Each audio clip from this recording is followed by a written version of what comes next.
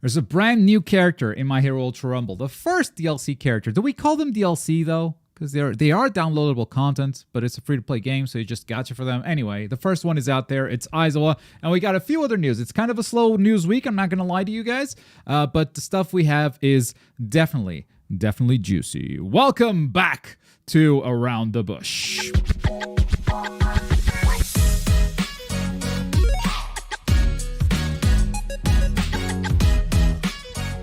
Hello, and what's up, everybody? It's Around the Bush, the show where we give you the latest happenings, the news in the world of anime games, and today is the 27th of October. My name is Globku, and I believe Mr. Rene will be joining us soon. But for now, folks, it's just me and you. Rene is going to be late. I am late too, but we make do. Now, Aizawa. Let's talk about this man. Aizawa came out from My Hero Ultra Rumble. The game's been fine. The game's been doing great, and we all love it.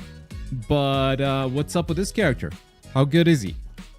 I think he's definitely unique. I mean, we've talked about his erasure ability, the main part of his kit. You press the triangle button, and suddenly no quirks for you. Now, this ability feels a little bit bugged. Not gonna lie. This ability feels like could use some work. Sometimes it feels like it's not just not gonna activate. It feels buggy for sure. Also, yes, do not use his alpha quirk in the lobby. Using his alpha quirk in the lobby means crashing very often. So crashes have multiplied since Aizawa was released. So definitely needing some maintenance. Definitely needing some adjustments. A patch would definitely be nice with some fixes. And they had an extended maintenance back when they released the character. Like, the character came out, I want to say, about 3 hours after it was supposed to come out. So they extended the maintenance, which means they ran into some issues. They might have fixed some, but not all of them, because some things definitely slipped through the cracks. Now, I think that this character has potential.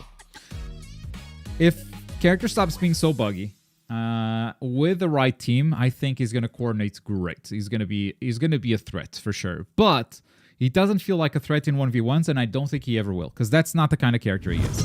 Aizawa is the kind of character. It feels more like a support character almost, a support character that is there to deny the enemy team any damage and give your team the upper hand in combat. But you're going to need a solid team, some solid damage dealers, and maybe someone to protect Aizawa while it disables quirks. At the same time, Aizawa's quirk disabling is kind of short. Like, that thing does not last for a long time. So when it goes on cooldown, Aizawa still feels like something of a support character, because the bind he has with his alpha quirk that just traps enemies for a while, and I think more his gamma also does the little flurry thing with the cloth. Let's see if I can find the footage for this.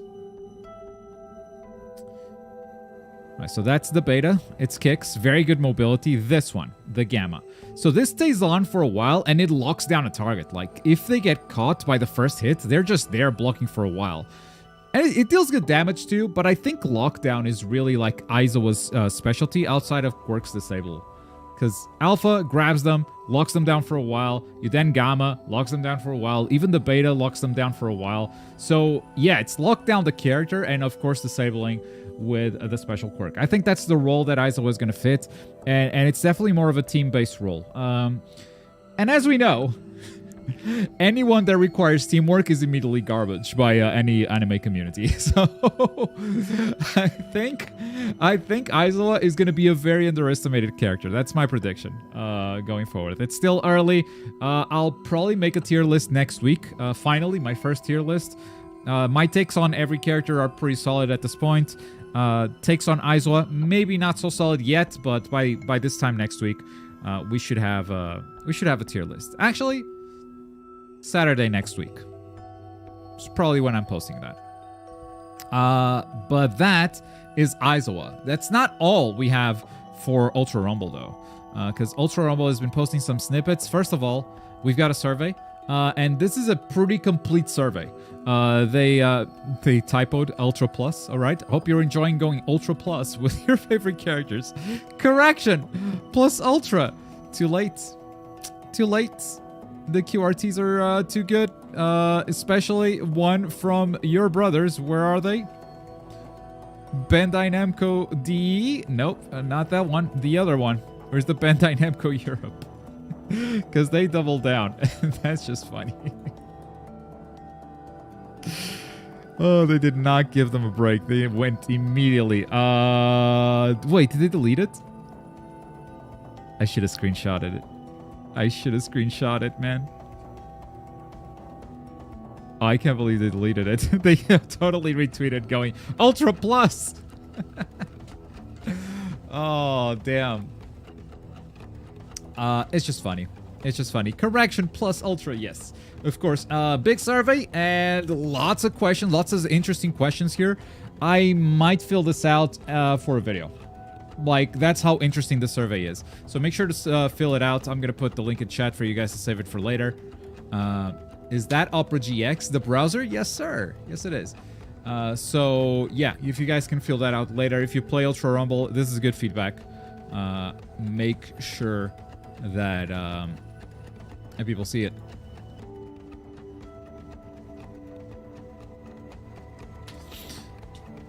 Still on Ultra Rumble, the Japanese account has been publishing some stats. You guys like stats, right? Win rates by character. The current win rates for each character around the world are revealed. Use this as a reference when organizing your party. Now, win rates are not everything, okay? This is not a tier list. But at number 1, we have All Might. At number 2, we have Mount Lady. Tsuyu, very high, too, at number 3. And Deku at number 4. Now, you'll notice that Bakugo is at a surprisingly low number 6. That's not too surprising if you know how these stats work. Basically, if everyone plays Bakugo, because Bakugo is the top tier, then there are 8 Bakugos in a lobby and only 1 can win. Obviously, the win rate is going to suffer, right? So, win rates do not, like, they don't even correlate to a tier list. Not even close. Which is why, like, this is interesting stats, but don't use this as, like, a reference of, oh, so this is the strongest character, this is the weakest character. She's garbage, I've been telling you that. But and like Cementos is so strong. Cementos for me is not a top tier but close. Toga is a top tier for me. And as you can see, she's like on the lower end. But also like from the number 18 Uraraka to the number 1, it's 14 to 21%. The difference isn't crazy, right? It's a significant difference, but it's not that crazy. As always, I think this is interesting stats, and I really appreciate them sharing these. I wouldn't read too much into it, I think. So yeah, data is from October 12th to 19th. So this is only a week of gameplay. They fixed our alpha and maintenance. What maintenance? Which one? Because I've heard it multiple times, and that thing's still bugged. Oh, people keep telling me Uraraka is top 5, dude. I really don't see it. And they keep telling me her alpha is fixed, and I still see it bugged. But, I don't know, copium, I guess. The one before Aizawa? No, it definitely wasn't. If you tell me she was fixed in the Aizawa patch, maybe. I haven't checked that. But the maintenance before Aizawa, 100% no. I can go into a game right now and show you the bug. Like, I definitely ran into it. Maybe you got lucky, dude, and it just didn't happen to you. It is definitely not fixed. They have not fixed that at all. Yeah, you've just been lucky. You mean the Aizawa patch? Okay, so the Aizawa patch, I haven't had enough time with Uraraka yet. So maybe I cannot say no for sure there. But what I can say is no characters got changed. There wasn't a balance patch or a fix on anything. Like, they didn't put out any notes. So I'm going to press X to doubt. All right, just pressing that X button to doubt. But I cannot confirm anything. I feel like they would have said if they fix it. Yeah, I feel like that too. Because they did say stuff like they fixed some issues with... when they released the last balance patch, they were like, no, we fixed this issue with this character. And And yeah, the rest was just balance. I was really expecting some balance. I am so happy they didn't. So the way they used to work with One Justice 2, which is also developed by these guys, is they would release a new character, and with that character would come a balance patch. So it would be new character and balance patch on the same day. I am so happy they have learned from that and are now doing it a balance patch separate from a new character release. So next, like between Aizawa and the next character, which should be Endeavor, we might get another balance patch. But I think doing it separately from character releases is the smartest way to do it.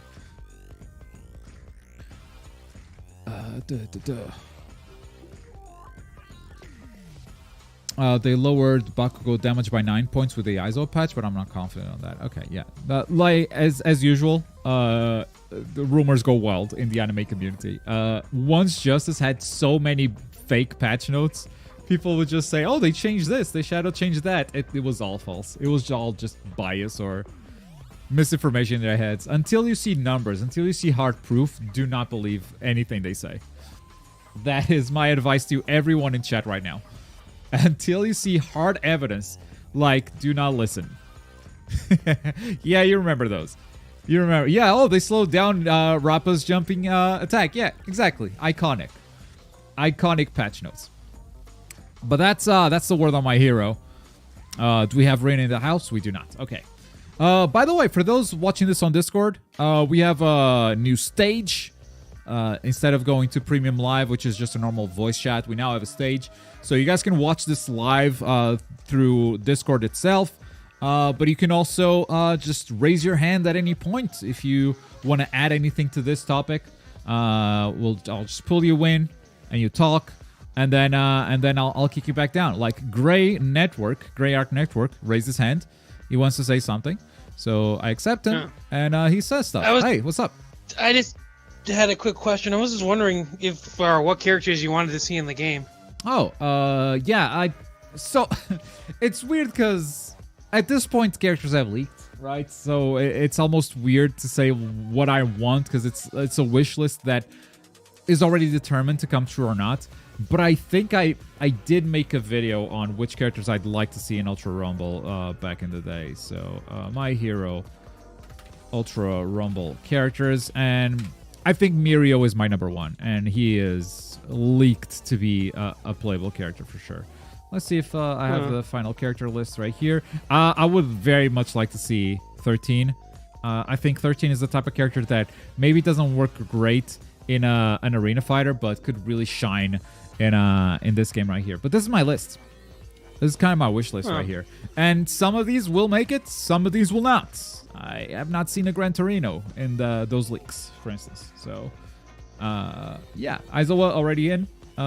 Endeavor is coming, and I didn't put him on my list for some reason. Just forgot Endeavor was a thing, I guess. But yeah, Night Eye would be cool, but I don't know how they would balance his quirk. Yeah, they would make him garbage, right? Like in One's Justice. That's what they would do.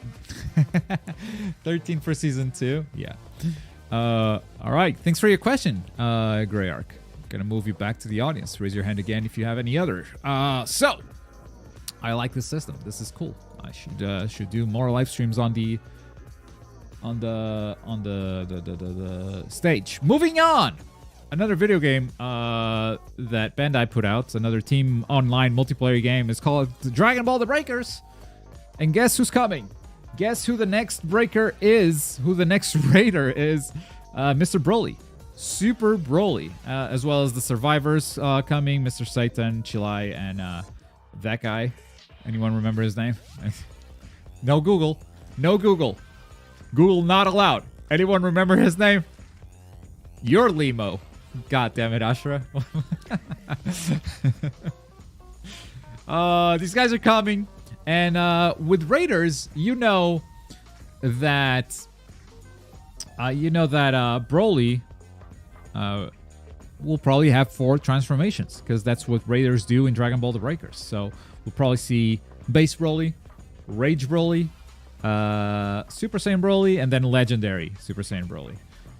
Cool thing I've heard being talked about around here is that, just like the movie, you can just summon the Dragon Balls and send Broly back to his home. That's how you beat him. Maybe. Probably not a thing. And yeah, he is going to be the final promised character. Broly might be the last DLC for Dragon Ball The Breakers, because they did promise 4 seasons of DLC, and this is season number 4. No release date yet, I don't think. Broly, Gogeta, Chilai, and Limo are coming to Dragon Ball The Breakers. That's right. Gogeta also. And this isn't even like out. It's just like this is DBS hype. This is a reporter put out the screenshot. That looks pretty official, but I don't know. They didn't put out a date. They didn't say anything yet through the official channels. So we're waiting for dates. We're waiting for that kind of thing. And maybe we check out Broly and then never look at Breakers again. That's kind of my plan. I don't know about you guys, but well, that's kind of where I'm at. Jujutsu Kaisen. Let's talk about it. And let's talk about it through the lens of Shonen Games, who just tweeted at me. I woke up this morning and made myself some coffee expecting to watch a JJK reaction video. Globku, where is it? Please do better. I reply like reaction to what? Oh, well. Who did I mute? JJK Curse Clash content. You're a genius. I'm so glad I muted you. God damn it. But Shonen Games might be referring to some stuff that he's been posting. By the way, we're going to get some reports out of Biscuit, because Biscuit is about to play the video game at London Comic-Con, which is happening right now. But if it's anything like New York Comic-Con, there's no capture, there's no nothing. Some more videos might leak out, but we're going to see Biscuit's report on it, and that should be good. That said, Shonen Games did some digging, I believe, through the Japanese website. And we got some new info. First of all, frame rates. Frame rates for the PC version, uncapped. PS5, Xbox Series S, or X, 60 FPS. PS4, Xbox One, maximum of 60, could fluctuate. Switch, maximum of 30. So Switch is the only one not getting the 60 FPS. Everyone else is getting 60. Not a calculator, not what I wanted. I don't know why I opened the calculator. I wanted a notepad. Notepad, because let's keep track of this info right here on the left side of the screen. So 60 FPS. That's what we know so far, because this is all in like separate tweets. Go back to the post. And next we have... JJK will not have local multiplayer. So online is 1 to 4 players. Online co-op is 1 to 2 players. Offline, I'm going to say, he says none, but I'm going to say 1 player. Because that is what the website says. And that's what the website said 3 months ago. I don't know if that's what Shonen Games wanted me to react to. But unfortunately for Shonen Games... Here's what I said about 3 months ago, and now that I've looked at Discord, I see that a Wild Rene has appeared. Hi. Nope. Hey. Not here. Can you hear me? Yes, wait, I can. Wait. Wait. Okay. Everything shed the bed. I'm just... Everything shed the bed. A Wild Rene has appeared. How's it going? It is going well-ish. But I am about to go on vacation, so that's good. You know, nice. As you know, it's gonna happen. Not a lot of news today. Hopefully, you got it covered. I don't know.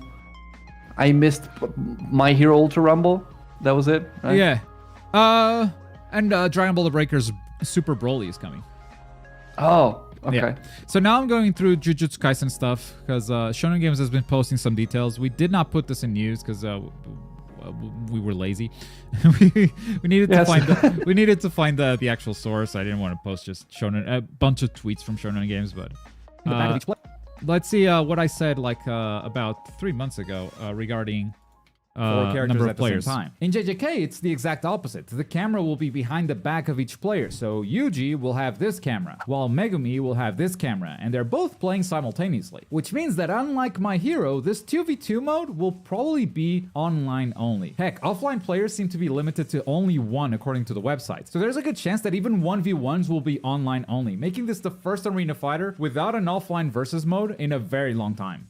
So this was 3 months ago, and Shonen Games posting, "Yo, we will not have local multiplayer." The retweets went crazy, and how do I see the quote retweets?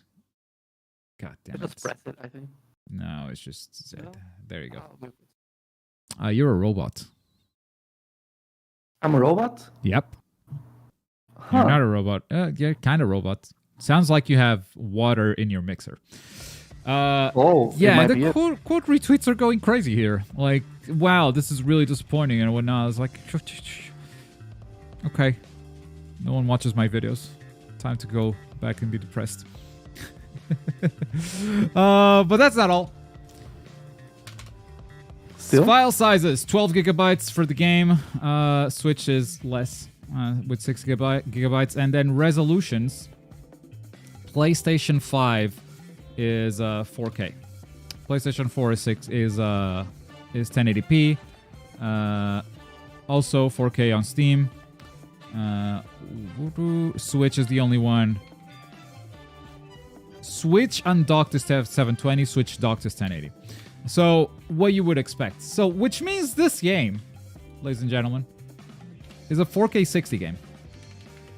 4K 60 game with 12 gigabytes. This, to me, it says, well optimized. Good job. That's the big news that I took from this was, good job. This game is well optimized. Now, obviously, this is a big bummer. But this is a bummer that we should have known about for a while. So yeah, Okay. that's my reaction to these news, Shonen Games, if you wanted one. Is it any better? Yeah, we're good. Okay, cool. I don't know. I literally did nothing. But nice. So, on the whole graphic situations, nice. 4K 60, we like that. There's still a lot of particles on screen. There's still a lot of stuff happening. So I'm glad to see that they're going for the 4K 60. Again, and I don't want to keep mentioning this, but I have to. It will also have HDR, and we know that for a fact because a lot of footage has been recorded in HDR. There is, and by the way, My Hero Ultra Rumble, it says that it has HDR, but I don't see it. Usually, I don't know if this happens to you on PS5, but usually I'm used to the Xbox side of things. When I go into a game and it has HDR, the monitor turns off and back on, and it activates HDR, right? Sometimes. It happened to me on Spider-Man, but it never happened to me on Final Fantasy. And Final Fantasy HDR was way more noticeable. So oh, maybe it's the other way. Maybe Spider-Man doesn't have HDR. I think it does.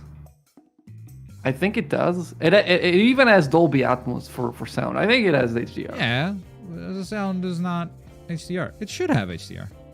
I think so. Did I play with HDR off? And it does, well, anyway, it doesn't happen for My Hero. So this is just a, you know. No, Ultra Rumble doesn't have HDR. Ultra Rumble doesn't have a PS5 version, dude. Yeah. It's a PS4. Yeah, that might be it. That might be it. I need to check with the auto HDR function on Xbox, see if it works. But anyway, yeah, the game, I think even if the game looks floaty, the game looks cool. Animation-wise, we've saw on the last trailer that it looks pretty nice, you know. Not, I wouldn't say CC2 level of animation, as I've seen Ichunka say on Twitter, but it is pretty cool. It is pretty cool considering, you know, the evolution of biking. And what they've been doing. Offline, we called it, and honestly, I think it makes sense because, yeah, and this is a bad thing because we're getting used to it. But how would you even play this offline? Would it be split screen? Yeah, that's the only way. Yeah, you know, and is that the way you want to play it? But also, like, if it is a possibility, that's cool. It's a possibility. It's there if you want to use it. But honestly, like, that's not even the best way you could play. And I mean, sometimes these features are a lot of budget, and you know, and if you I think it's a budget issue in this case. It's more of a design issue because they designed a 4-player game with a behind-the-back camera, so they wouldn't have to zoom out like crazy like they did on My Hero 1's Justice. And when you design something like that, then you have to add split screen and maybe the experience just doesn't work out that way. Obviously, having the option would always be better than not having the option, but that's not even the focus of these games at this point. Like, if you are talking about a fighting game, yes, you have to have take offline into consideration because there's all these offline events that are going to happen around it.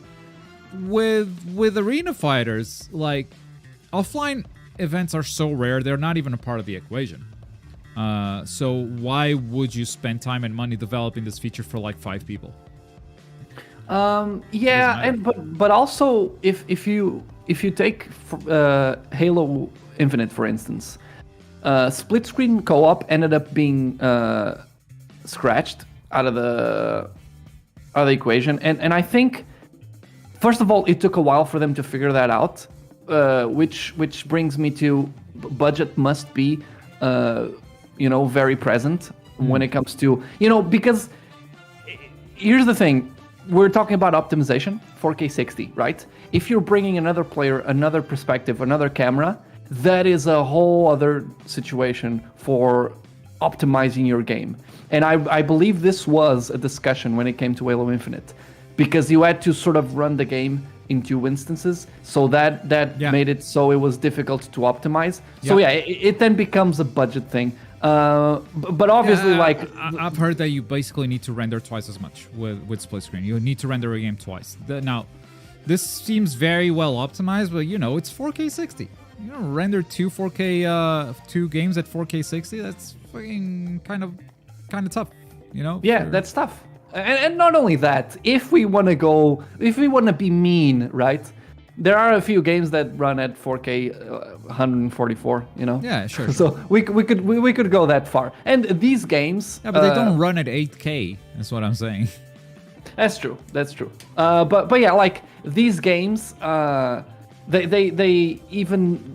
have a limit. Even if we're talking about how well they are optimized, obviously, like if you compare this to Devil May Cry, for instance, it was the last case where I got the 4K 120 frames. Even with ray tracing, it went down to like 80 frames per second, which is still pretty dope. If you compare those graphics with this, you can say that, well, yeah, I mean, Jujutsu Kaisen is well optimized for anime games. But but it's not like it's pushing technology in a crazy way. I see what you're saying. Yeah. Yeah. And I agree with that too.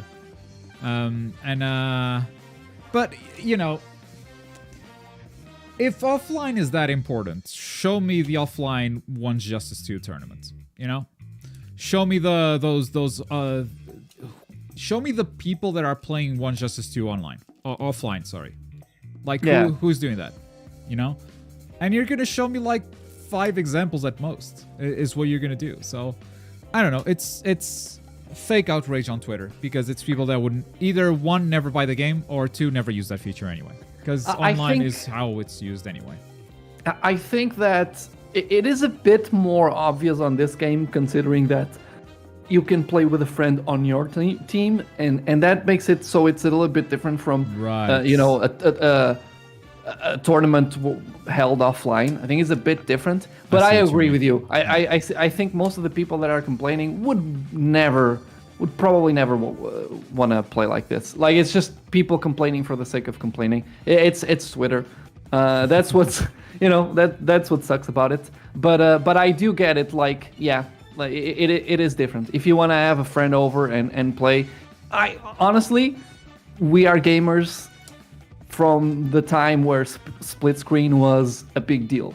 And me coming from PlayStation 2 and Xbox, especially Xbox, with even Halo, as I was saying, like playing split screen Halo was amazing. Online, co-op, was fantastic. I love those times, so I do miss it, but I understand it's not easy to pull off. And honestly, when we have to put budget into account, I'd rather have this without that option than not have a Jujutsu Kaisen game at all. Especially considering that they're going out of their way to create something new. And when you have something new like this, sometimes you have to make choices. And honestly, like, maybe this game will fail. We don't know. But at least they took a chance and they tried something new. And I think that's better than just doing something that is similar to everything else. Yeah, I agree. There's also some new stuff that came from the scan. I think it's a bit early to be announcing stuff like this because like the full roster isn't even closed, and this scan was like this. You know what this has the energy of? Like we were gonna reveal something this week, but we don't have it ready, so we're gonna announce this other stuff instead. So it's a bunch of skins basically. Early print bonus. So there's like a poster.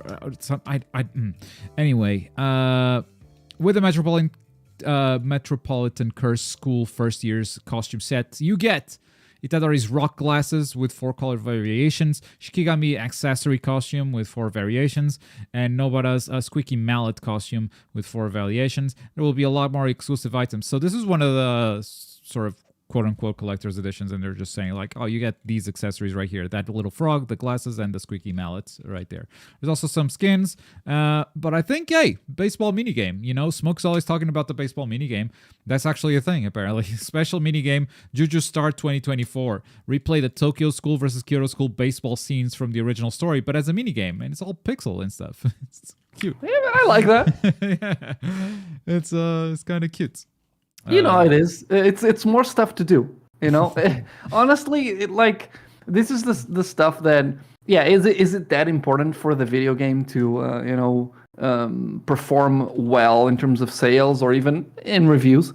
No, but it's nice to have something extra, and I always appreciate when they go out of their way to make stuff like this. And mind you, I don't know if this is going to be any good or not, but there is a chance it is. And if the game is fun, you know, let's play some baseball. This looks like the old school. I like this a lot. Actually. This is very NES era. Yeah, this is really cool. This is pre Neo Geo. This is crazy how old school this looks. Yeah, but yeah, it's always awesome. Always awesome. But yeah, so you said that the roster is not complete. Yeah, and I believe that makes sense. But at the same time, they said 15 plus, so they haven't announced 15 characters yet. So it's safe to say it's not complete. It's not complete. Okay, because there was something that I saw the other day, and don't take my word for it. It's just something that I read or saw on a website, and it felt to me like they were almost done, if not done, with the roster. And I felt like, Jesus, is this it? Is this the roster? But yeah, I forgot that they said 15 plus. It's probably gonna be 16. I feel like more than 15. It's 16, I guess. All right. Well, that's it. That's all you get. Moving on to some other news. We have reporter on the field, Mr. Ashura, can join as a speaker. You have the permissions. Ashura, what's up with Granblue Fantasy Versus, my guy? It's back in the news. Those are big. The big news. Yeah. Very big news. Get used to that. Well, you're going to be seeing her in this beta anyway. She'll be one of the new characters coming in the beta, so you can test her out. This beta is mostly going to focus on testing out the lobbies and crossplay. Woohoo! So, it'll be on Steam as well. We've also got the Fall Guys mode in there as well, so you can party on with that. Oh, nice. They've also been doing some dev gameplay of another change that they did that they didn't mention. They lowered the health again. What? So originally in the first beta they buffed it. I think it was like from 16 to 18k to 20k, but then they removed guts to compensate the health increase. Now they've lowered it from 20k to 16. And it still doesn't have guts. Nope, no guts, and you've got all the and you've still got all the damage increases. You've got no bravery points, you die. You know? This is turning into a crazy damage game all of a sudden. Yeah, I will post like one match example in chat because I do have it. There was something, and I don't know if it has ever been like this, but as I said, I've been watching Mortal Kombat. And I realized that game is pretty much a two-touch game. And really? That's crazy. That is sometimes, not always. Two-touch with a combo breaker, would you say? Yeah, and then you have the combo breaker. So three-touch. Okay. Yeah. But still, like, the amount of damage. And yeah, you have the combo breaker, but... Sorry, Jesus, did Charlotta get hit twice? Was that it? perhaps. 1, 2, 3. Okay. 4. Okay. All right. I'm starting to get scared. By the way, did you see the corner, Renee? I saw the corner. Oh, It's okay, see the fantastic. corner there? Yeah, you definitely see the corner there. I will never, mistake I'm sorry. the stage again. How much damage is the DP?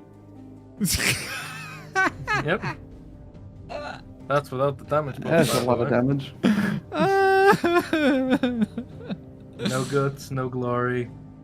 But soon you'll have no bravery points, and then you. Okay, I would say that Mortal Kombat is well. That's the thing. No one's landed like a full combo yet. It's been pretty simple. 1, 2, 3 special so far. Yeah, Mortal Kombat combos are as long as Dragon Ball Fighter's combos sometimes. True. Maybe that's why it sounds like it's just too much, and it is because there's like 50% combos. Like every match, there's like a combo like that. Yeah. If you get punished properly. Sonic Fox won the first major for Mortal Kombat this past weekend, right? The East Coast No Throwdown. one's surprised. Yeah, it's just. I mean, it's like Sonic Fox goes away for a really long time. You start to wonder, is Sonic Fox still at the top? And then, oh yeah, still good, still solid. But still it's, solid. The meta is honestly sounding like a nightmare, right? Like the next day. Yeah. The Raiden ship damage stuff was Raiden Cyrex was just so annoying to watch. Yeah, it was really annoying to watch that. Mostly because it is super uninteresting. Like my favorite part about fighting games is the neutral, and whenever you have someone just chipping away that much, like you get 10% out of a chip, and if they have enough bars, you get 20% because they keep the block string going. It's just annoying. But by the end of the tournament, the better players were flawless blocking, the Cyrex. So they can't get away, but they can flawless block. Right. So the Cyrex does not do any damage. And that was making a lot of difference. Right. But they still... I saw Sonic Fox missing a lot of flawless blocks trying to go for that. Yeah. But in the end, they won, so...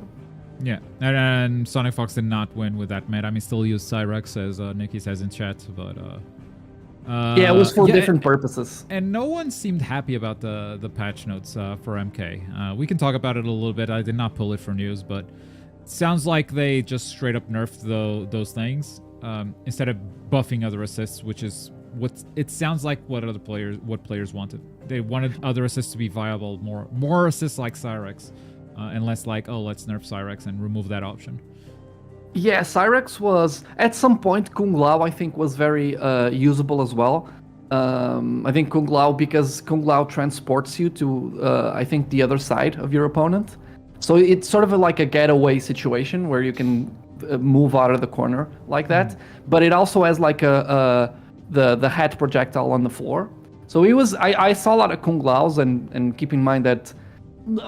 From the 2 hours that I watched the tournament, I understood some of the stuff that was happening, but I'm still very new at Mortal Kombat 1. Yeah. But that seems strong. But Cyrex was just on another level, because the confirms out of Cyrex were crazy, and also the chip damage and how safe it made everything. Like everything was safe with Cyrex. And there was something, and I don't know if this is exclusive to Rain, which is the character Sonic Fox was using. Sonic Fox used the mix with Sonic Fox was really cool because he could go high, low, but also grab. And the grab was a big deal because he could convert into Cyrex, and that was a lot of damage out of a grab. Right. So the mix become like the grab was like high stakes. For if you get grabbed, you're gonna get a lot of damage. So like it made you panic a little bit more than usual. And I don't know if that was Cyrex specific, probably. Yeah. Okay. Nice. So that's Mortal Kombat, and that's Granblue. Sounds like they're, making characters not as healthy in this game. So you're gonna take some damage. The beta is coming up November 9th to November 12th. And crossplay will be available. So PlayStation 5, PlayStation 4, and Steam. Also the mini games in the lobby if you guys want to try them out. Granblue Fantasy Versus Rising. That's early next month. The full game comes out at the end of November. So that character is very healthy too. Very healthy. The one in the middle. Definitely very healthy. And we're gonna close out on some some news from a report here from Nico Partners. Zenless Zone Zero by MiHoYo and Wuthering Waves received a publishing license in China today. Today was October 26th, so yesterday. That indicates that the games are content complete. You know, they're not gold, they're not final. But since they are content complete, they may get some release dates announced soon. Next year, probably, is what my bet would be for both of these games. I mean, ZZZ, we've been hearing about it for a really long time. Wuthering Waves, not as long, but yeah, it's sounding like they are both next year games. And with that, we made it to the end. We made it to the end of Around the Bush, folks. We got this new stage thing. Do you guys think it's better? I've actually gone back and forth, like looking at no mic voice for comments. Or if I press here, I can see who's raising their hand, but I can still see the chat. So if we use this chat on the stage for questions, maybe that is better.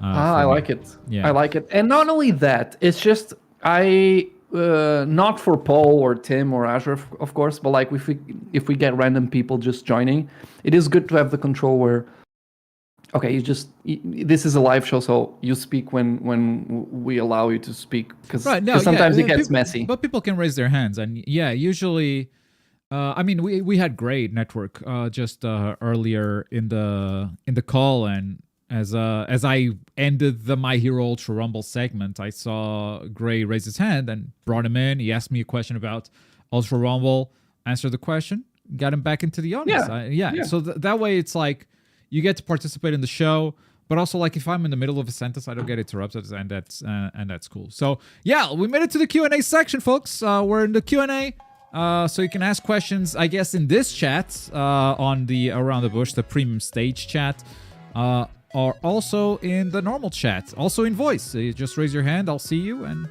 pull you back in. I want to tell you a story, because this involves My Hero Ultra Rumble. Nice. So here's the thing. I'm now looking for the A+ ranking achievement, right? I need like 50 matches, and I was playing with All Might and Bakugo to try and perform as best as I could. And I realized these guys depend way too much on my team, and my team they're dicks. Maybe they go off on their own and die, and they'll leave instantly because I'm solo queuing, right? So I tried Tsuyu. For the first time, I was like, okay, let me try Tsuyu. Let me actually try Tsuyu. I am never going back to any other character until then. I have 100% A+ rating with Tsuyu, because she can get away. She can go invisible. She does so much damage. You can revive your teammates easily. What a stupid character, man. She is so broken. I have won so many matches and made so many A+ matches with Tsuyu. It's actually crazy. So yeah, she needs to be nerfed. But until then, I'll probably get my achievement. Yeah. Riley, sorry for your loss. Hope you can get past it, man. My condolences. Tim asks, am I allowed to talk about Spider-Man? I don't think you should spoil stuff, but I think you're allowed to talk about Spider-Man. It's still a bit early. Like, for sure. Like, we finished the game because we're diehard fans, but some people might be taking it easy. I am starting it tomorrow. Nice. Wait, why? Alan Wake is out. Oh, yeah, but tomorrow I have my girlfriend at home, and also Sunday, so we'll play Spider-Man. Hopefully we'll be able to finish it. But I asked her, please let me play Alan Wake. How about this, Tim? We'll make the very end of the stream a spoiler segment for Spider-Man. So everyone that wants to leave will leave. So we'll wait until the end. We'll wait until the end of the Q&A. Rene will go do his thing because he does not want to get spoiled. But we'll let everyone know ahead of time. We'll talk about Spider-Man. I don't mind that. BNB says, can you upload these to Spotify as a podcast? I always listen during the week while I drive around to work. I watch all your videos, and I don't even play anime games. Please, for me. Uploading these to Spotify is not a bad idea. It's not a bad idea at all. I have to figure out how to do that because I think I need to find a place to put these on the internet. Storage, online storage, costs money. So then it's just an RSS feed, I think. And she'll go there. It is actually it is a pretty good idea, and I believe that just the fact that there's not a lot of people covering anime games the way we cover them. So I think it would be cool, but that creates a whole different situation where maybe we want that to succeed, and there's a lot of work involved into pushing that. Well, why not just upload it and see if it works? I guess. Want to get updated on my Minesweeper progress? You beat the game, Poe. What update? You gonna beat it again? It's not as fun the second time around. But yeah, go ahead. I beat What's it your 3 update? times today. You beat it 3 times today? Yo! Yeah, it's progress. I'm getting faster as well. So yeah. No, did the clock not finish at 999 anymore? It did. It did? Oh, damn. Okay. But That's the it next wasn't. step. It wasn't 40 minutes this time. So That's the next yeah. step. That's the next step. Yes, Tim yes, also yes. wants to speak, so we're gonna invite him in. We're not on spoiler territory yet, Tim. Please do. I know. I was Okay, just gonna say, if you guys haven't seen Poe's tweet, please watch it. oh yeah. Please watch his tweet. I think Love was on there though, Minesweeper. so you already seen it. I'm sure I he's, was but there. I'm just saying it's so funny. Your action's so funny. All right, so am I not following Poe? I think you are. I think you are. Yeah, I am. Yeah. Yeah, I am. I did not see your tweet. All right. You were Oh, there yeah, live, I so get. yeah. I mean, there's me on chat in chat. So This open. I don't think Rina has seen it. Moon open, mine open. I don't think I hear anything. Open. mine. Okay. Yes. Yep. Right. Yep. Yep. Yeah, I yep, don't okay. think there's trees. You You guys hear it. Yeah, that hurt me. But yeah, they don't hear my reaction. That's the thing. They hear you. No You worries. hear you? Okay, then I don't hear it. Okay, never mind. But yeah, that's. I love how Vegeta says, I'm invested now. Fuck. He was so close. He was so close. I don't know where that Yeah. flag came from. I think I think I was marking stuff like testing stuff out. I forgot to take that away. Yeah. That Poe would happen. marks stuff with flags that he's not sure, just to like help him think, but then he forgets to And take then I them take them away, but sometimes I forget, and that fucks me up there. But there's I know Minesweeper used to let me put question marks. So it's a Is that a website thing? thing, dude. Oh, Yeah. there's Okay. So a new it might version. it might be a game changer for you. Oh, I might have to research that. Well, Yeah. Did you see my tweet about me coming back to Street Fighter 6? No. It was a great experience. You guys want Great me to experience. Stay on. Zangief experience. Okay. Oh, 21 hours ago, went online for a Street Fighter 6 match after a few weeks off, and I can safely say that nothing changed. Lost to first match to Zangief, won second match against same Zangief, download complete, was easily about to win third match, beta level 3, he quit before the win. Nice. The beautiful thing was, he was ready for the quit. Because I walked towards him, and then I jumped, and he did level 3, and as soon as the animation started, but he knew I jumped, he quit. So he was ready. He was ready for that quit. That was...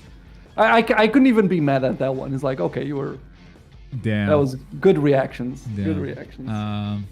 Everyone hates Tsu. Well, get good. Yeah, even if you're alone, you can always make it to one of the last teams as Tsu. You just gotta play it safe. And honestly, you have a chance. If they don't have a Tsuyu themselves, you do have a chance. They should give her carry to safety instead. Oh, instead of the tongue revive? Maybe.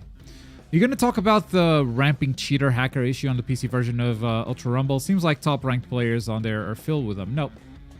I have done what I can. Bandai knows about this. If they do nothing, it's because they intentionally didn't want to do anything. I have communicated this to Bandai. That's as much as I can do. I can make a big stinker on YouTube and be public and make noise, but like, I've talked to Bandai and they know. I saw something yesterday, and it was interesting because and I don't think that this is not allowed, but it was still interesting to see.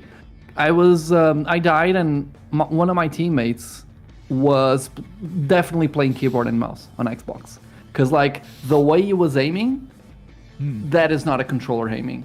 It was too fast and too precise. So that was definitely a mouse. And I was like, I don't even know if this is allowed. Right. Probably is, because you have on Xbox you have a lot of options for accessibility and using peripherals. I think that is probably allowed.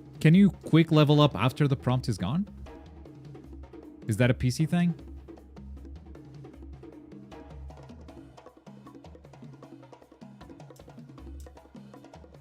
I don't know what he's talking about. Now I'm on PS. Okay, well, I don't know the tech, I guess. No questions here. You were gonna say? Yes, a macro. I was 5,000 away from ace rank before I started playing Suyu. I never lost points again, literally. Damn. Yeah, I went straight from 20,000 to 25k and leveled up to ace. She's really like she's just too much. She can go around having a bad start, having a bad team, whatever. Doesn't matter. Yeah. No, she's that strong, for sure. All right. It sounds like we are done with questions. Final chance for questions if you guys got them. Are we ever getting a character tier list? Yes, next week. Like, I have a tier list ready, but let's give Aizawa a little bit more time. And then next week, I'll just do it all. I still know, Mike. Yeah, there's too many chats to go around. If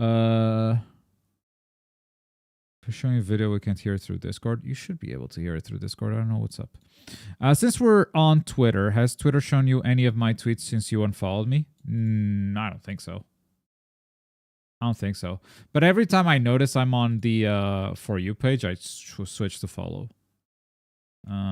So yeah, every time you remember. Like, I'm never here. Every time I'm here on accident. And it doesn't take long for me to notice. Because it's like, I start scrolling down and I see a post that pisses me off. And I'm like, I'm not following this person. Why is this? Oh, okay. It's create engagement. Got it. Okay, next. This happens more on my phone. On PC, actually, it doesn't happen much. I'm following all these people. Yeah, I don't know. Even in Junka, then. Yeah, you want to join voice chat? I want to know what happened. Cannot help the Storm community. I tried. I want to know what happened. I saw you guys in a couple of Twitter spaces. Having some conversations about the competitive scene. I want to know what happened. Men gave up. If Yaya's here. I saw him in chat a little while ago. Better put Aizawa S tier. Aizawa mid, please. Wish there was a Kappa emote on YouTube. We don't have a Kappa, do we? This is my Kappa. I can explain. Yes, that's what I want to hear. Monkey is not a bad Kappa. It's good, it's good. We're gonna wait for Yaya and then we're gonna close the stream. Alright, raise your hand, Yaya. Let's get you in here. Alright. What's up? What's up? What's up? What's up? So you're giving up. All right. I'm not really. First of all, what was the attempt? What happened? And why are you giving up? Yeah. So essentially, right? I was gonna let y'all know that I had plans to get Storm at Frosty's, at Combo Breaker, right? And eventually, if I could have got it set up, I was planning on making some type of like league for the side tournament of Storm, right? They were like, we don't want to do that, right? And I'm like, why? Then Senju didn't really, they didn't really explain why or nothing like that. So I let it rock. I was like, you know what? Let me hear them out. Then he comes up with this point system for Storm. He thinks it can work for competitive Storm and things of that nature. If you show this to just a general anybody that plays competitive fighting games, even video games rather, right? For the casual sense, it looks cool. I can send you the screenshot if you want of the ruling. And it was blowing my mind because I was like, this is not what you want to showcase for your game. And I'm like, you gotta think about it from a commentator perspective, even a player perspective. It adds a whole other layer of just unnecessary thinking that you just don't need to deal with. And essentially what the point system was it was based on by KOs by each round. So for example, 1 point KOs, if you kill somebody with a shuriken, support jutsu, chip damage, the combo, or awakening, you get 1 point. right? And then right. And I'm like, yeah, right. And I'm like, you got to realize I was explaining to them, and we tried it. I was like, you know what? I'm not even gonna write it out. Me and a couple homies, we got in the call, we tried it, and we was like, see, it makes the gameplay even more stale in that way, because now I'm trying to fish to hit to get these points off. I'm trying to cheese you to get this ultimate jutsu, right? And it'd be like 2-point KOs, you get a grab, which arguably if you play Storm, you know that some tilts are harder to land than getting grabs off. Like some grabs like Jugo go full, almost mid full screen, right? So then it's gonna force another meta of what he doesn't want, of you know how Storm competitive is, like people have these top tier characters and stuff like that. Or people have banned characters. He doesn't like that concept, pretty much. And I'm like, okay, that's any fighting game. It's gonna happen, period. Like, well, so first of all, I'm against the banning of characters before the game is out. Right. So even though like a lot of this game is going to be like Storm 4, and we know, or we potentially know, a lot of the problems that this game is going to have at launch, I think we should give it the benefit of the doubt and let it rock for a while. Yeah, and I proposed the idea. I was like, this is Storm. It has a lot of characters. If anything, at the earliest, we should have this conversation like a month into the game. Right? And to be clear, they are against the... When I say they, we're talking Senju in Japan? Yes. Okay, so Senju in Japan is against the idea of the league you were trying to make, or against bringing Storm to all of these offline locals? Well, the idea is that not even just that in regard. It came off very hints like that. But the idea is that he thinks the way we play Storm now is boring, and why people don't want to look at it on a competitive front like that. And I disagree 100%. I just think there's just not the people pushing it in the ways to get it to those levels, or getting people to see the game like that, right? And I brought up the AGC Discord, and how like I straight out said it. I was like, Storm to me has been more interesting in the competitive state since that Discord has been made, since Storm came out. And that made it ruffle some feathers, but I'm gonna be real, that's just how I felt about it, because it seemed like it has more structure in it, right? And then we came to a conclusion, because, you know, Senju was very stuck on the Shinobi point system, the thing he wants to do, right? And Q came in and he was like, yo, I like it, but at first he was like, I don't think it should be the standard. So then we got Playco involved. It's like a whole bunch of different people was in there.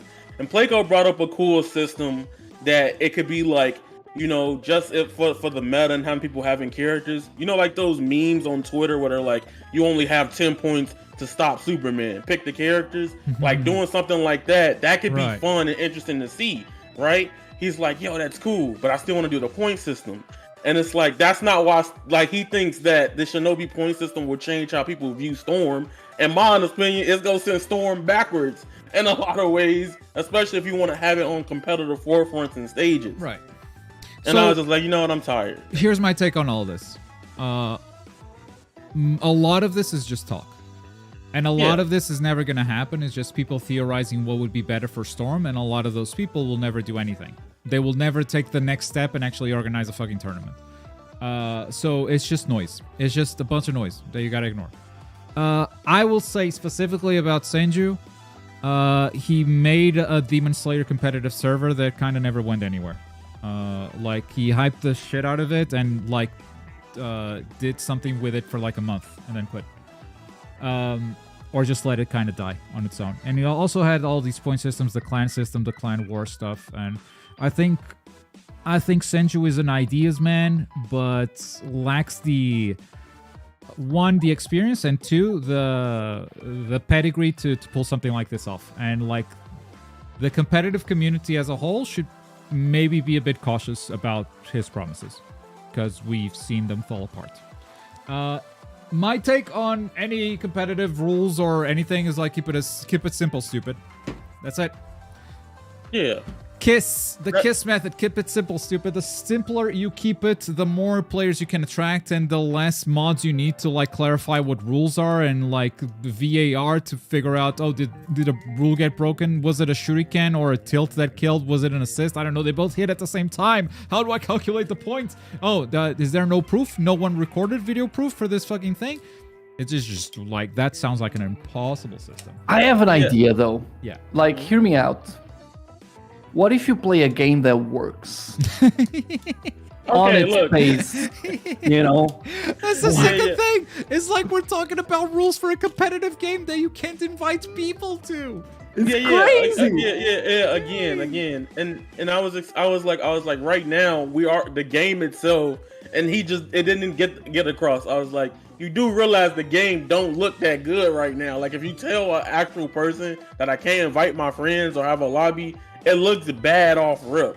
So trying to enforce these rules is just a whole can of worms, right? And I'm like, okay, I'm down to even get it to locals to have stuff happening until, Local is the only way to do this right now. Yeah. But I've already talked to like those organizers, right? And the truth is just nobody steps up to do it. Like I was one of the first people to ask to do it for Storm. Yeah. Nothing stopping. Nothing stopping Storm from being like the biggest side tournament at Evo. Because it has the player base to do so. And there's a lot of crossover with fighting games too. So yeah, the only thing stopping it is like people not showing up for those tournaments or no one stepping up to do it. That's it. The point system in Premium General. Okay. I'm scared to look at this. First of all, come on. And let me explain why I told him, and I was the one to be like, I hate this, right? So essentially, he has some setup to where like, all right, you got to play the first of 6 points, right? So say for instance, Storm has 2 rounds, everybody, right? And you get your points will start adding up at the end of how you kill of each round. What's a KO? Is it a round? Yeah, like the end of the round. What happens at the end of the round? Got it. Right? So I tested out with my homie. I was like, all right, I'm gonna kill you 4 times with shuriken, right? That's 1 point. But it's first to 6 points, right? That means I have to play 3 games now, right? Just to get 6 points. Well, that math works out. That's a first to 3. Sure. Yeah. But in a way, like if it's in a way, like if I'm playing the game, I'm like, okay, that's cool. If the ruling usually for most tournaments, like at least right now, most games besides maybe MK are doing first to 2, right?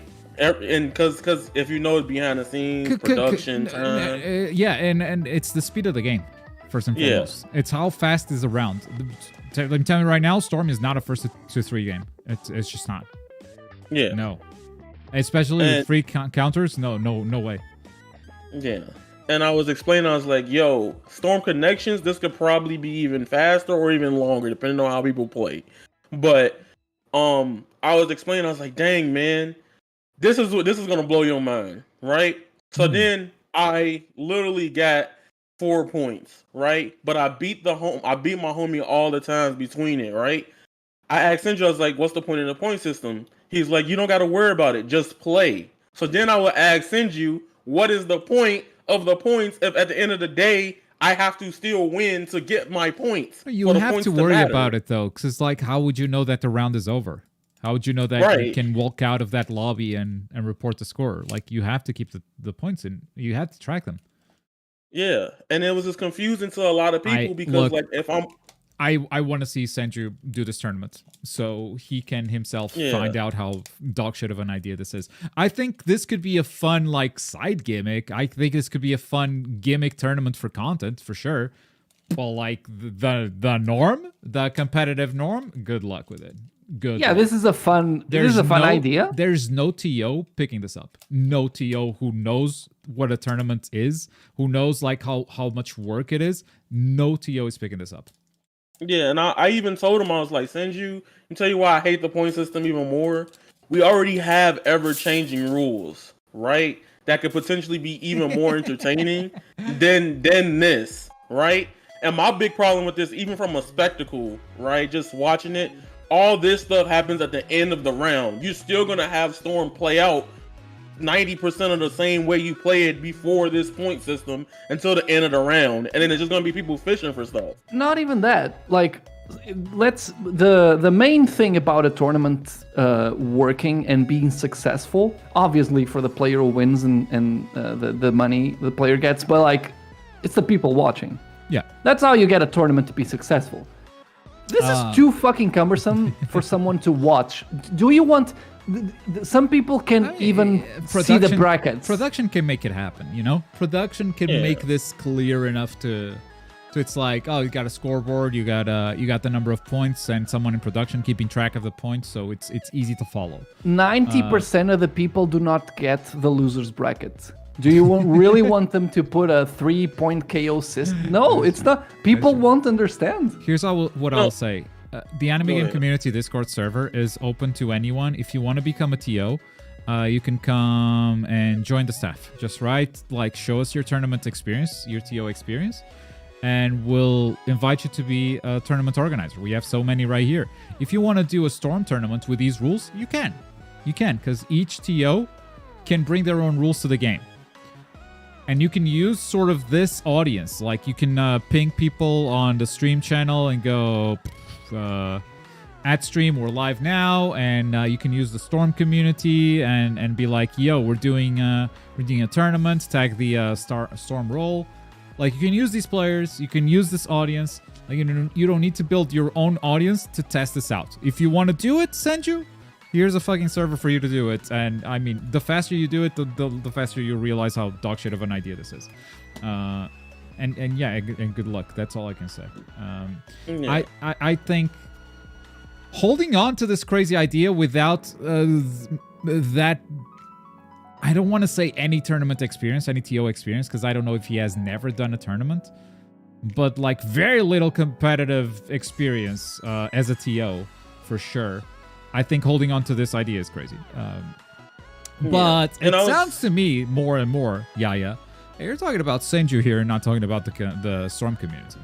Well, the thing of it is in that vein of it, yeah, I could have just said Senju, because I made a tweet before that. I was like, we gotta stop letting Senju cook. Like, I literally said, I was like, we gotta stop letting them cook, because in the space, like, it was late. I even got FGC players that play like Top 1 and Guilty Gear and stuff like that. Like, I was like, stop, right? And legitimately, they were trying to explain, like, no, that doesn't make sense. And Senju was just so hell-bent on it. And I'm like, does not anybody else understand? And I was like, should we get Glob? And I'm like, everybody in the stream, in the space is like, no, Glob probably sleep right now. Like, we can't get Batman. And that's how it happened, you know? Is that why you posted Batman? Yes.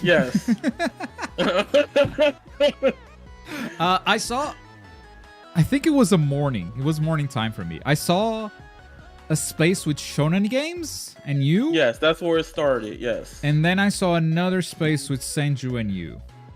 Yes. Those are the two spaces I saw. Okay. Yeah. So Shonen Games was explaining, because me and him both talked about it, like getting it at like CEO Otaku and getting it at other places, because we talked to both those organizers.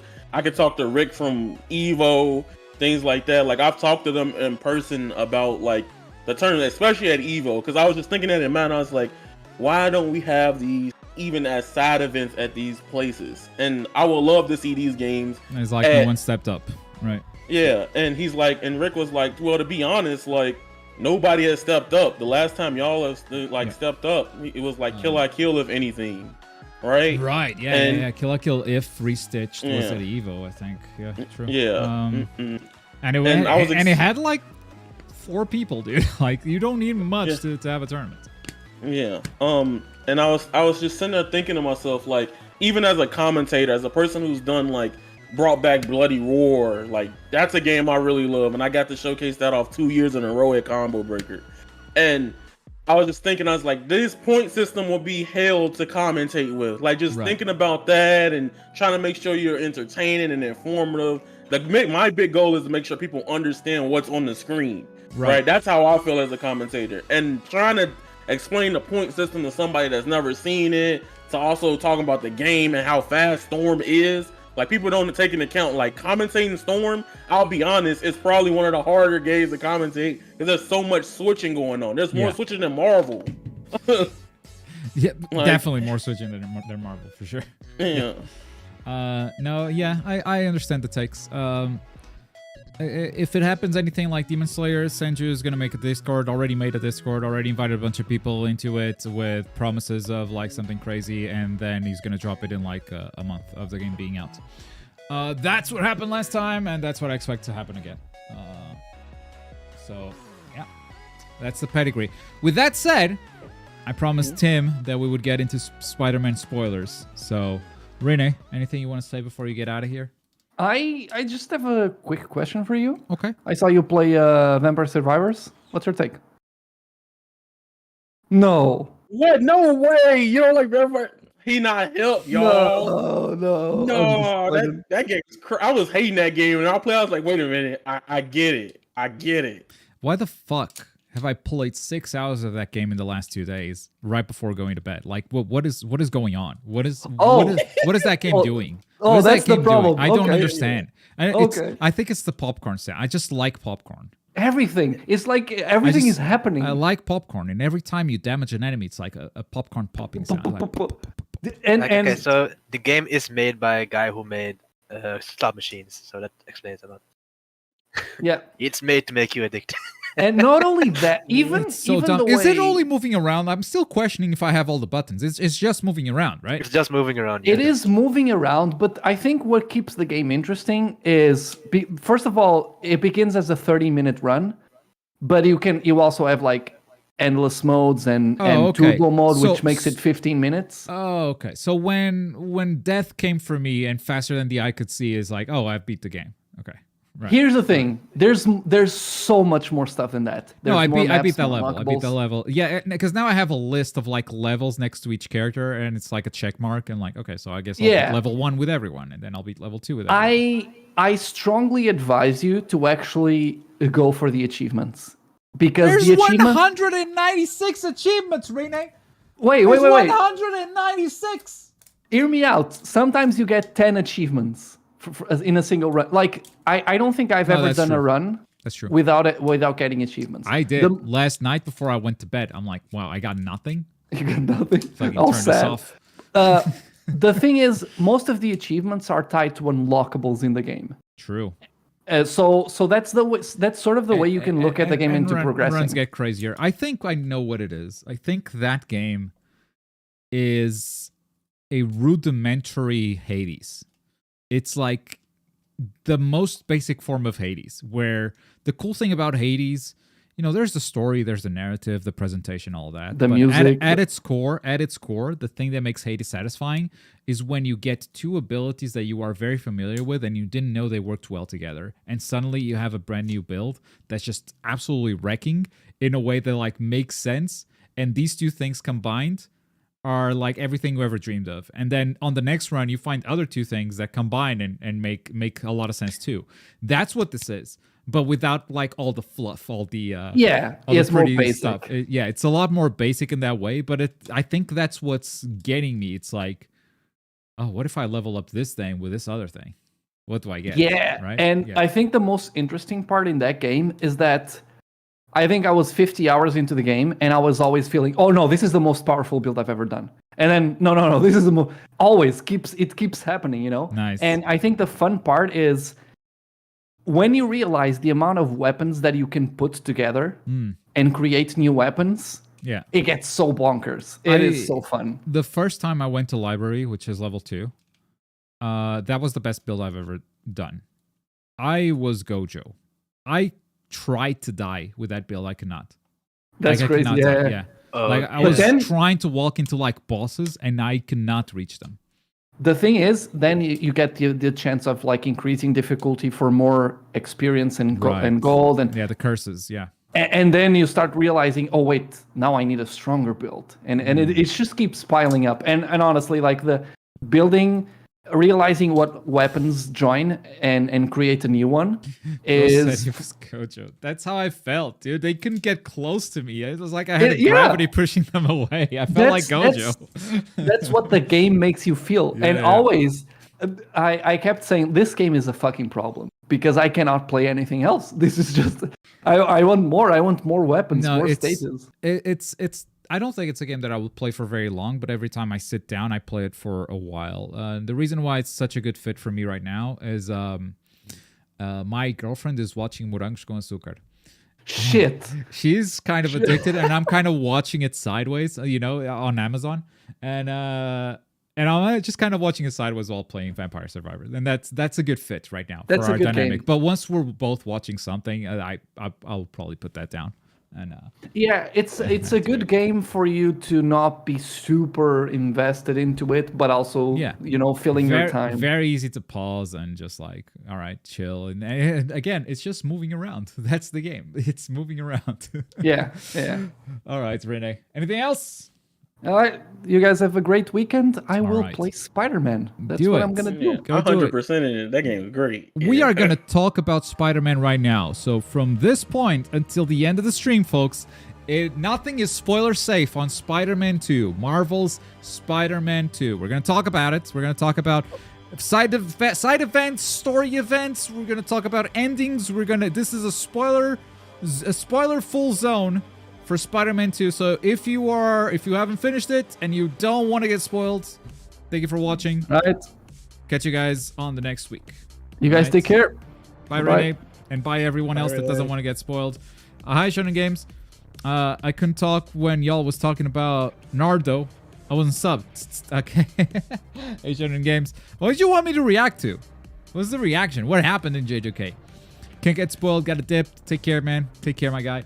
I'm going to let Tim open this up. And Shonen Games, I hope you're ready to get spoiled on Spider-Man because I just asked you a question. I want to see the answer, but we've reached the spoiler segment. Tim, I'm going to let you open discussions. So, what do you think of Miles' costume? His original. I didn't get it. I like, bro. I get it. Let me tell you, it's peak. It's not. Oh, okay, listen. There was like no indication that was coming. There was nothing that led up to it. The whole game was about him writing an essay. How did he get a new suit? And why is his hair out? Who decided to let him have his hair? He has a hoodie. Yeah, no. Because I got the pre-order bonus where he has that hood, where he has a hood up and his hair's doing the thing. It's stupid still. Dumb. Why is it out? Put on the mask properly. There are a couple of plot points that I was like, no. There were two moments in Spider-Man's 2 story that was like, no. One of them was that outfit. It's like, when did you make this? You don't have the time. You're fucking Spider-Man. When did you make this? No. And I don't think it's cooler than his other outfit. And the other moment is when Peter Parker Spider-Man recovers, finally gets rid of the venom and puts it in a jar. Puts venom in jar. What happens afterwards, Tim? Do you remember? It escapes. Wow. How? Wait. How? Didn't they broke it, didn't they? Hey, who broke it? Was it Harry? A crippled Harry. Crippled Harry Osborn with his cane and Spider-Man with spider reflexes could not keep the jar away from the crippled man. That's how the jar broke.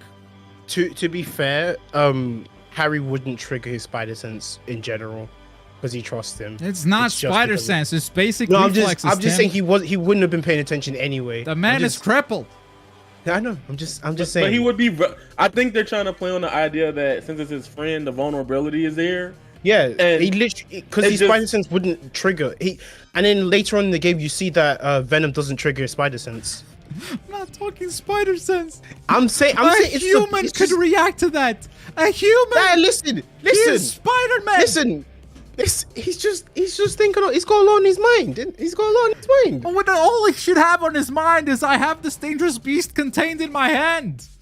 I know, but but he's like feeling sorry for his friend as well. But Yeah. Also, Venom is vulnerable to fire in like all media, and this game That's is what I'm like, saying. I was am like, wait. fireproof. I'm like, okay, cool. That's a different take, I guess. and then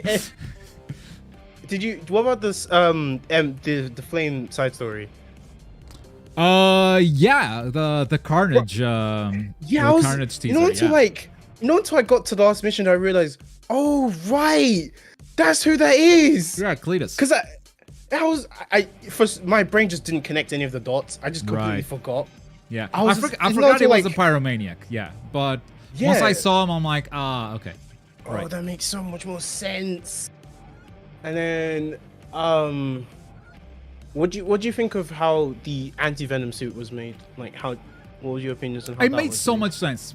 I like how they tied it to the first game, and it suddenly made sense why Mr. Negative was such a big presence, because Mr. Negative was a weird villain for the first Spider-Man game. It's like, okay, Spider-Man's got all these iconic villains. You're gonna make Mr. Negative the main villain of this, but like in a lot of ways he is the identity of that Spider-Man universe almost, because like that's the villain for the first game, bringing what? Sorry, I was reading comics. My bad. I was not comics. Sorry, I was reading comments. Okay. And so with them bringing him back, it was like, okay, it makes a lot of sense, the choices they made all in the story so far. And like the significance that character has to Miles on top of it as well. It's really cool. It's really cool. I like what they've done there. Yeah, it makes a lot of sense. Yeah. Oh man, and then when it came to the EMF project stuff, right? I was looking for that last part. I was like, where's this last thing? Where's the last part where I can finish the missions? Because I'd seen all the districts completed, but then because the trophy hadn't popped up for like the EMF project stuff being finished. Oh right, because it all shows up after you beat the game. It shows right, up. right. Yeah. I had a glitch that prevented me from getting it on my main save, where like it was the slackline trophy. It was like get 25 stealth takedowns, and what would happen is I'm like, it's no way, because I'm thinking to myself like, I've literally did all the hunter bases stealth, and there's more than 25 people in that section. Yeah. So I'm thinking, I'm like, dang, my game's broke. I can't get the platinum, so I just started the game over and just did it, and it worked. Damn. Were you pressing triangle or were you pressing square? Because it's the it's perch. word for perch. It's perch. It's got to be the It's perch, not stealth takedown. Yeah.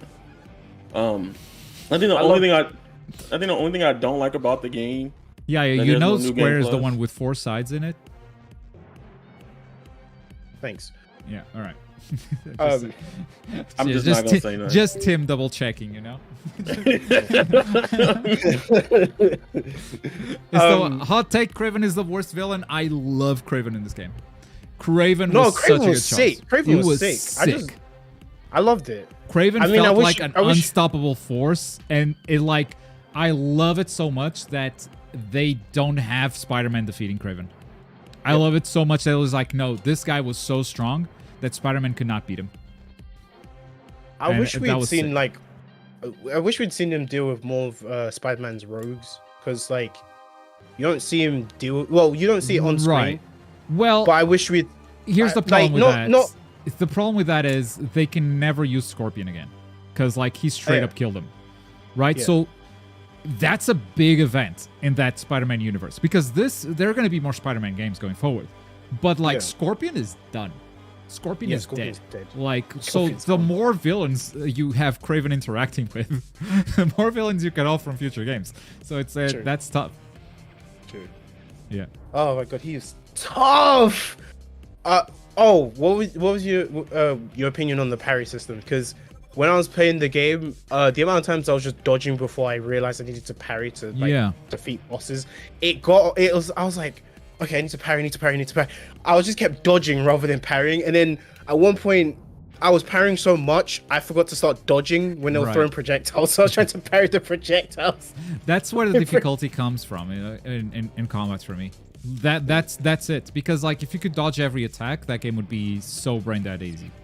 But because you can't, because you have to parry some, and then you start just doing parries, but oh no, these attacks I actually have to dodge them. That's where the difficulty comes in. I think. But it's also cool that like most attacks you can just do either. For most attacks you can just do either or, but you gotta keep an eye out for that specific one, and that's what throws you off, and that's how you die. Yeah, they were getting really tricky with the parries at the end of the game. I got one at a mollywopped time. so many times. Sorry. Yeah. Sorry. I was trying to say I just got mollywopped so many times. Because like, yeah, there were times I just got punked. Everything was hitting me at one point. I was just questioning the use of the word mollywopped. Yeah, it just meant there was just loads of people hitting me at once and I couldn't do anything. So, because they changed how you heal in this game compared to the other two, where you have to have a full focus bar to heal.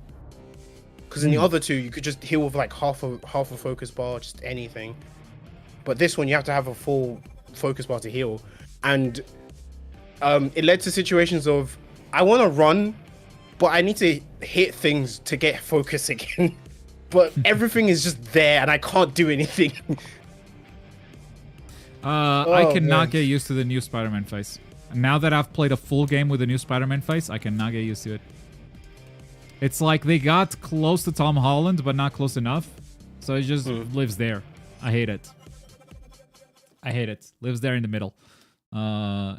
Old face was so much better. And especially because, like, that's not a young Peter Parker, man. 25, bro. Yeah. He's a year older than me. What? He's a year older than me. No. That's fine. That's fine. But, like, he looks like a kid.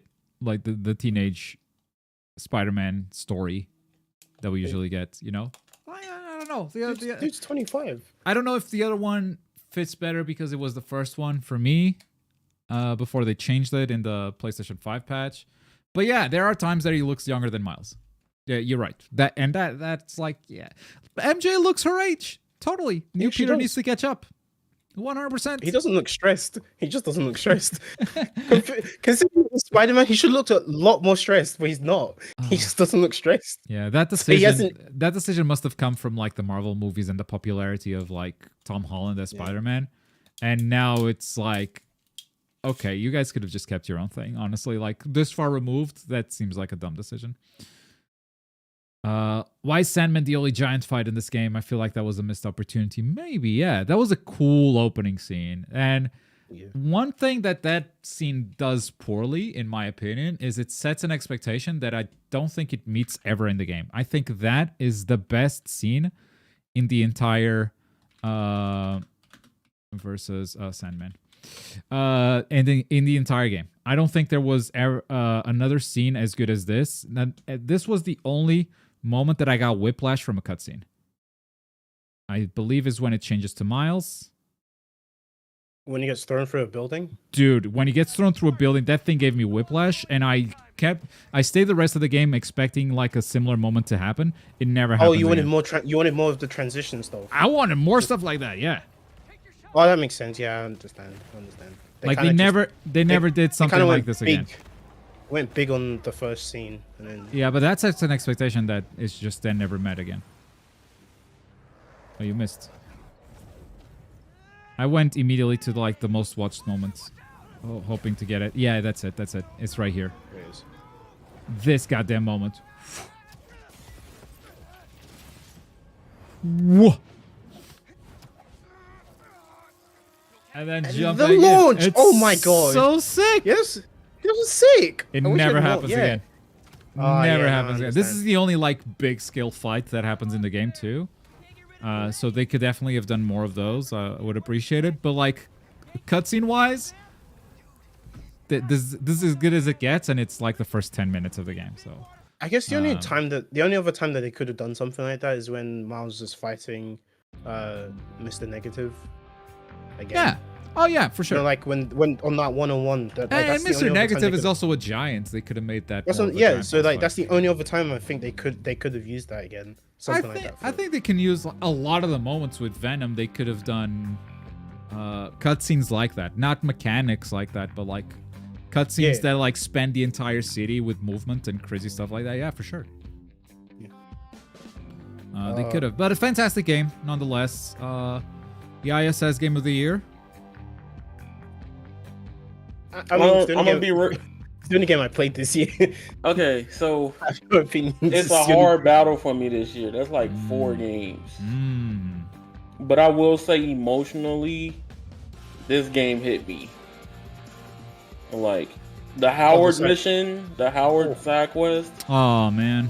I just had to sit there and I was like, man, who wrote this? This didn't need to be that good. I sat there and thought, man, I wish I remembered this character better from the first game. Who was him again? Oh right, I was chasing pigeons all around town. Right, that's the guy. Oh damn, what a bummer. Him. Damn. I remember him because I was annoyed because in the first game I was like, these pigeons pissing me off, but like These it goddamn felt like pigeons. yeah, and it was that side quest, and it was the one with the daughter one, the granddaughter one. Right. I think my favorite side quest though, I actually love the one people are like roasting on Twitter with the Haley and the spray cans, because this is something Insomniac does. I know you're laughing, but look, I would love to see a jump cut. If I had the time, I would do this for sure. Because it's not like, oh, Haley is deaf and like they cut the sound off and you gotta run slowly. It's not. But yeah, okay, it's a fast section and it's fine. Like for storytelling, I get why they did it. I just need like a fast edit of someone showing Haley spray painting with a quick time events, because it's like point downwards and press the button and she goes tss, and I just want to see that drawing, you know, the tss, yes, and not the art piece that shows up afterwards, because she does like 3 lines, 3 vertical lines, and suddenly a beautiful flowers in front. It's just like, why are you making crosses? But and this is so small, but my favorite thing about the game is how Insomniac used the power of the PS5 controller. Like to shoot basketball, or for the spray paint you have to shake it. They're like always the ones to do something cool with what you got. And I appreciate things like that. I don't know. I was just like, yo, I can actually love this controller for him. What's the infamous Second Son spray paint? Yeah, I remember that. Yeah, they did it too. They did it too. Yeah. But that was PS4. Oh, yeah. You had to shake the controller, right? That was it. Yeah. Yep. Oh, okay. So now it's the same thing. You just have to shake the controller and then do the quick time. Yeah. But the way they did basketball in the game was my favorite thing interesting. is not even those. It's like, yeah, you're talking about like motion, pointing the basketball or whatnot. My favorite thing is the prowler stashes. You have to hack and like do the right pressure on the sticks. Oh yeah. That shit's cool. We are spoiling Spider-Man for Judas. Oh, did you do you guys have like any specific lines you remember from the game? Just like any scenes? I'm Spider-Man. Because the one that has been going around Twitter, but just I still remember because it was his quip of when that bear guy showed up. The bear guy. I didn't know there were bears in these woods. Right. When I first saw, I legit was just laughing. I couldn't actually control myself. That was really good. It's good delivery. It sounds so earnest. Sounds so honest. Like, I'm fresh out of honey. Just bang. Next scene. No, my favorite thing, and I was having this problem the whole game, was that every time Peter was in symbiote, I just heard Sasuke, right? So I'm in my brain, I'm like, because he gets the gruff voice. I don't have that English dub in me, so I guess I didn't know. Okay. I've watched both, so I understand. And I'm like, yo, Sasuke is Spider-Man. This is peak. I'm like, yo, this is so hype.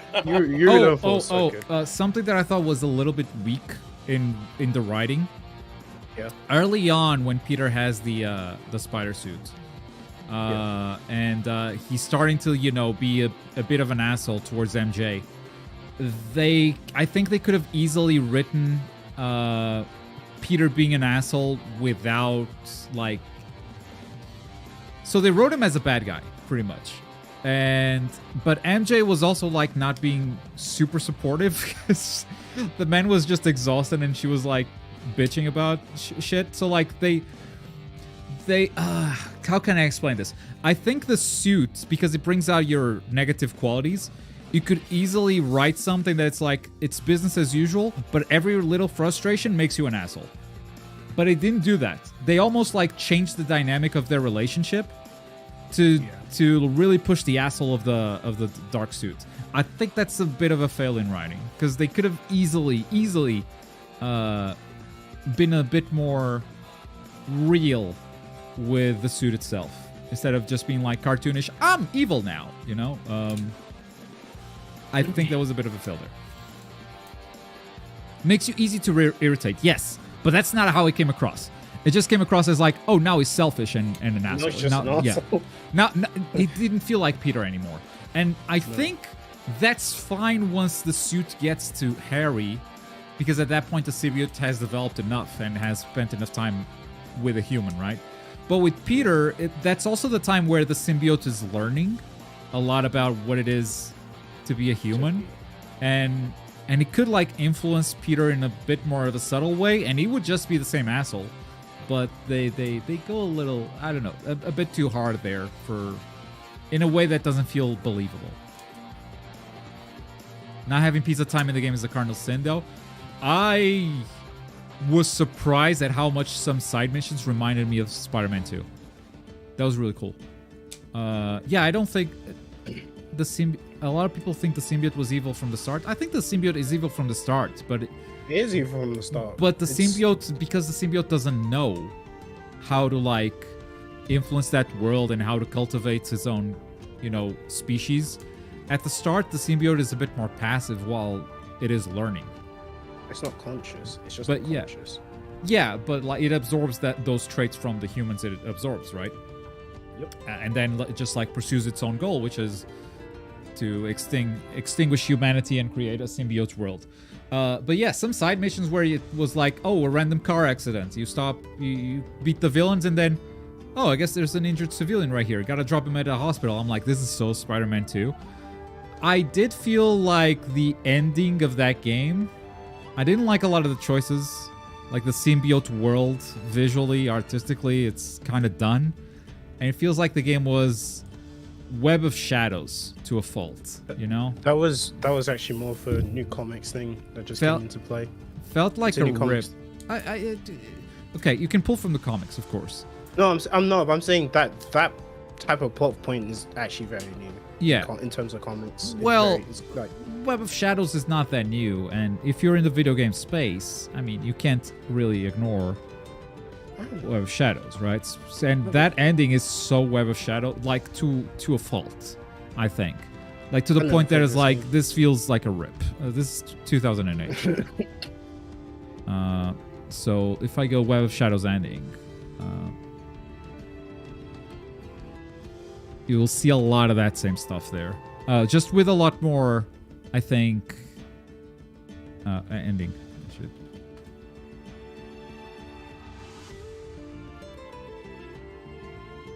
$14 minutes, all good choices now. The real ending. I want like the final third of the game. I don't actually want the ending itself. God damn it. Final episode. Let's see if someone has a 1 hour walkthrough. Yeah, the good ending final, maybe. I'm Dante. Let's see. See if I can get I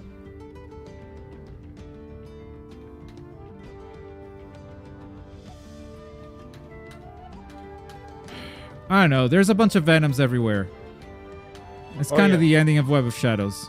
And the city is all dark and overrun by military because there's Venom stuff happening everywhere. And it felt that to a fault, right? Like even these guys, it's like, oh, okay. I mean, recognize these designs, right? I've seen that before. I don't know. Of course, like you pull from the comics, everyone pulls from the same place, so some stuff will look similar. But it, yeah. Didn't make me feel great.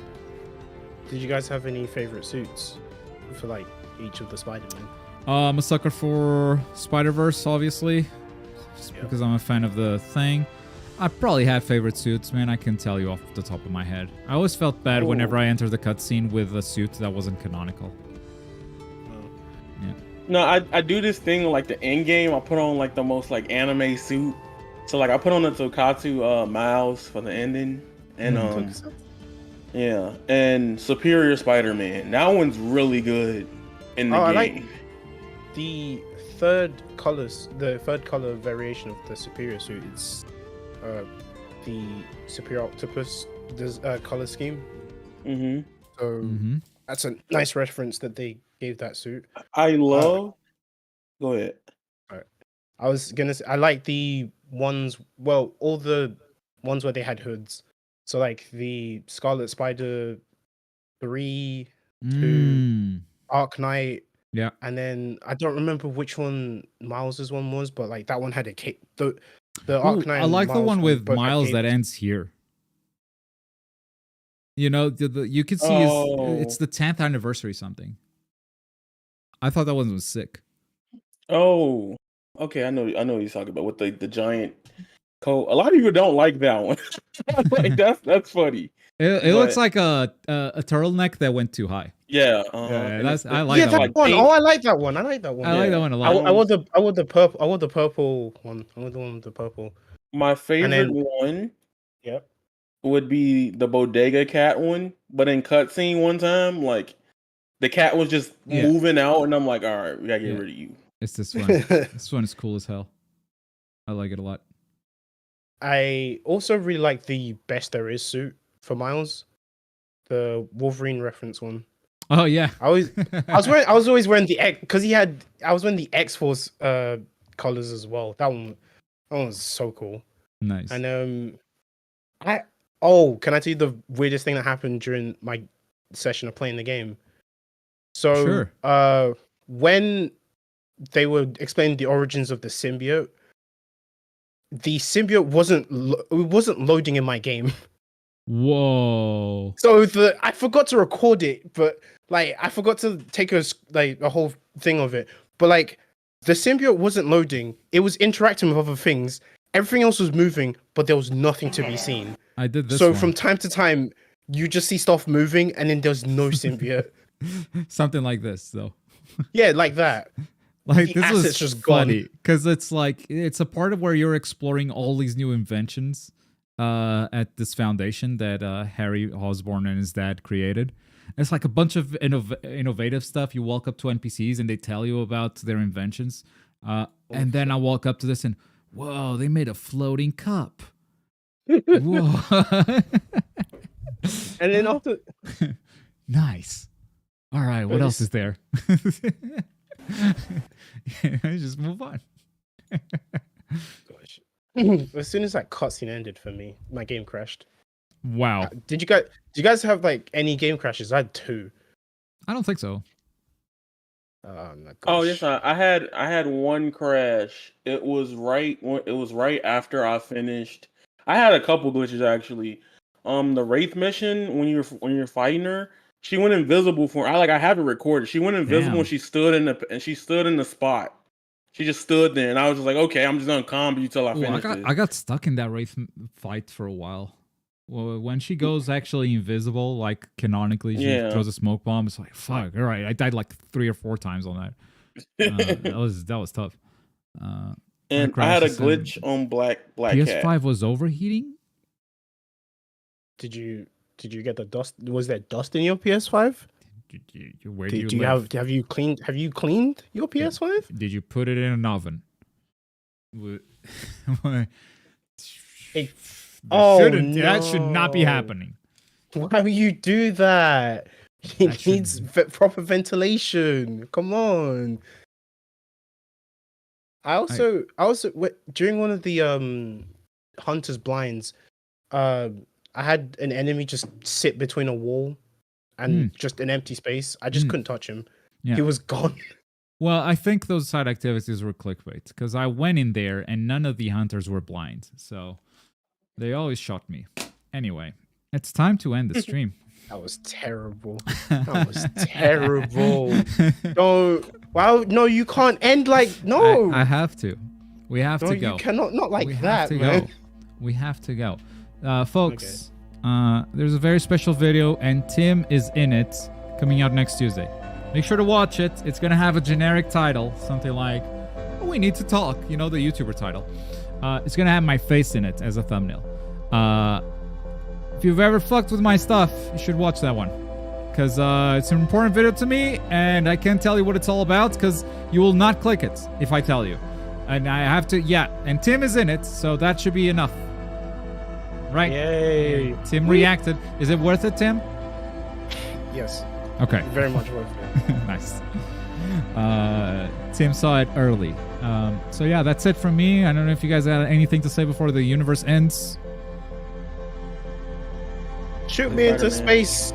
Let me crumble to dust. Okay. There is no Spider-Man. My life has no purpose. Goodbye. See you, Tim. Yaya, That's all I had to say. Just play Spider-Man. play Spider-Man. Because there's nothing else. Only Spider-Man. Yep. Spider-Man 3 will definitely be a thing. Anyway, thanks so much for watching. Catch you guys next week. Bye-bye.